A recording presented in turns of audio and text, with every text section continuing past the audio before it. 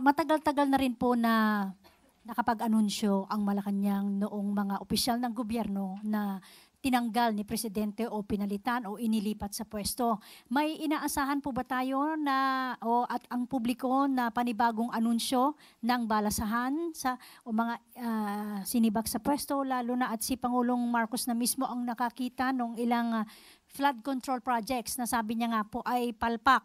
Naniningil na po kasi ang taong bayan. Puro contractors daw po ang naririnig nila na pinaiimbestigahan, pero wala ni isang pangalan galing sa DPWH ang nababanggit na obviously, sabi ng iba ay mayroon namang nakikitaan ng pananagutan sa ganitong mga maanumalyang proyekto. Ito nga po, kalulunsad lamang po ng Pangulo ang sumbong sa pangulo.ph website at doon lamang po nagkaroon ng inisyal na investigasyon. So, kung Lunes lamang po, ngayon pa lamang po tayo kumakalap ng mga reports, hindi naman po kaagad-agad dapat magsibak ang Pangulo kung wala naman pong ebidensya.